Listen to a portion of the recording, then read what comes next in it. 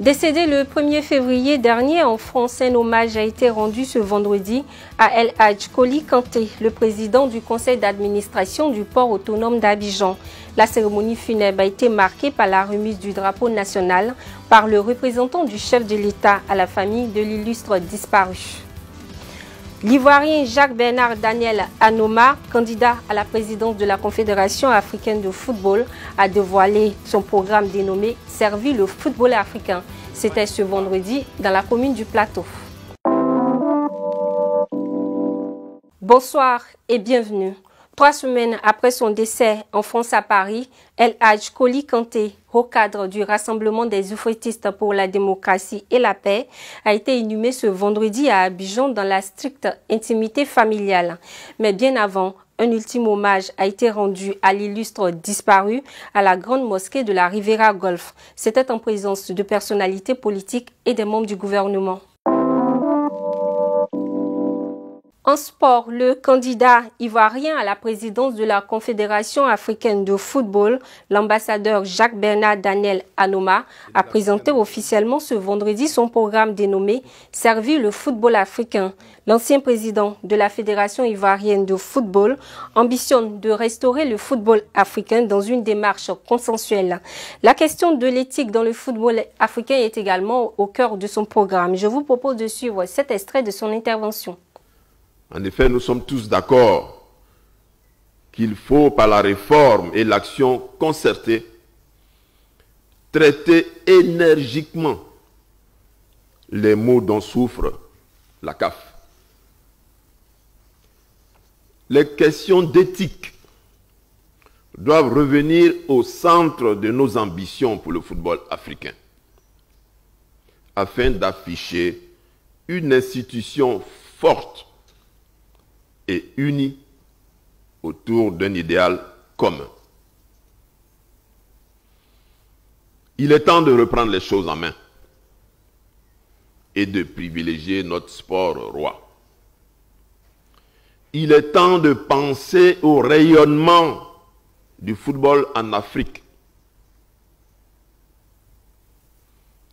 Mesdames, Messieurs les journalistes, mon projet s'intitule tout simplement « Servir le football africain ». Il traduit ma vocation qui est « Servir et toujours servir ».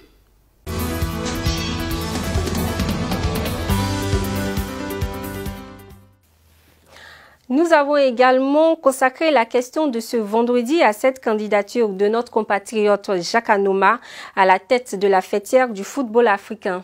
Une candidature portée non seulement par le gouvernement, mais aussi par tout le pays. Quelles sont les chances de l'ancien directeur des affaires financières de la présidence sous Laurent Gbagbo? Fera-t-il un bon président s'il est élu? Voici ce que les Ivoiriens que nous avons rencontrés en pensent. Jacques Anoma a beaucoup de chance. D'autant plus que déjà il a la caution du président de la République, c'est déjà un bon départ. Il faut dire que Jacques Anoma, quand il était à la FIF, la Côte d'Ivoire a beaucoup, avec lui, sous sa coupole, la Côte d'Ivoire a eu beaucoup de notoriété dans le plan footballistique. La tête une fois n'a pas eu le soutien des clubs qu'il espérait avoir. À cause de ça, il n'a pas eu pour la première fois. Maintenant, pour cette deuxième fois, si il a le soutien de ces clubs qu'il avait espéré pour la première fois, chez moi, il peut être le président. Les chances de gagner cette élection, oui, ces chances y sont aussi, parce que je me dis qu'il est assez connu et l'électorat va se mobiliser en sa faveur, donc il va gagner. Ah, Jacques Anoma, franchement, nous le soutenons, il a la chance de gagner, parce que c'est un grand homme, c'est un grand président. Et il a des bonnes visions, quoi. Donc je crois qu'il est bien placé pour être président de la CAF. Voilà, avec son expérience qu'il a eue dans le milieu du football. Il a géré la FIF ici, on a été tous témoins et vraiment il a bien géré. Donc nous le soutenons, il a la chance d'être président de la CAF. Pour moi, il sera un bon président de la CAF, vu déjà son expérience, voilà, au niveau du football africain et le poste qu'il a occupé aussi je crois bien à la FIFA aussi. Cette semaine, nous nous intéressons aux efforts du gouvernement pour améliorer le quotidien des Ivoiriens dans le domaine de l'électrification. Entre 1994 et 2011, 1591 localités avaient été électrifiées. De 2012 à 2019, sous le président Ouattara, ce sont au total 2796 localités qui ont été électrifiées en moins de 10 ans. Nous étions le 22 janvier 2021 dans les locaux de la Commission électorale indépendante. Dans la perspective des législatives, le directeur exécutif du RHDP, Adama Bitogo, après avoir déposé les dossiers de candidature du RHDP, a demandé à tous les militants du parti, y compris ceux qui n'ont pas été retenus, à faire bloc autour des candidats désignés pour défendre les couleurs du parti oufouettiste. Je vous propose de l'écouter.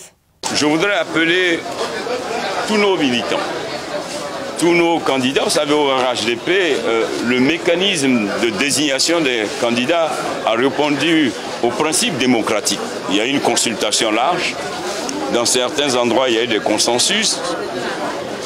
Certains endroits, il y a eu donc des primaires. En tout état de cause, quel que soit le choix, il y a toujours des personnes qui peuvent se sentir frustrées. Mais je voudrais inviter tous les militants, tous ceux qui n'ont pas été retenus, à soutenir les candidats retenus, parce qu'il ne s'agit pas des candidats. Il s'agit de donner au président Alassane Ouattara une majorité confortable. Et cette majorité confortable passe par ceux qui vont porter les couleurs du RHDP le 6 mars. Donc, que ceux qui sont habités par l'envie d'aller en indépendant, qu'ils renoncent et qu'ils s'alignent tous derrière le candidat choisi du RHDP, parce que c'est le RHDP qui gagne, et quand le RHDP gagne, c'est la Côte d'Ivoire qui gagne.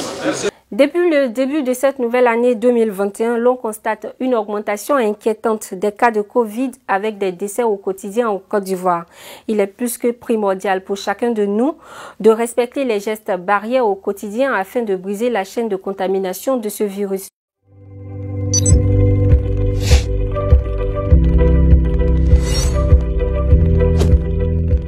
Jeunes de Côte d'Ivoire, j'ai entendu dire que le coronavirus là, ça ne tue pas les jeunes. C'est un faux son, hein. C'est un faux son. Le vrai son, c'est que le corona là, il ne connaît pas jeune, il ne connaît pas vieux. Je peux vous dire que pour être en vie, c'est de respecter les mesures que les autorités ont édictées.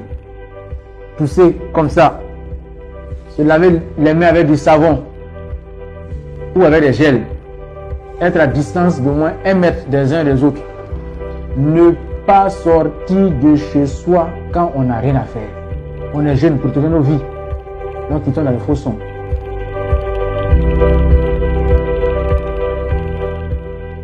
C'est la fin de ce journal. Je vous remercie de nous avoir suivis.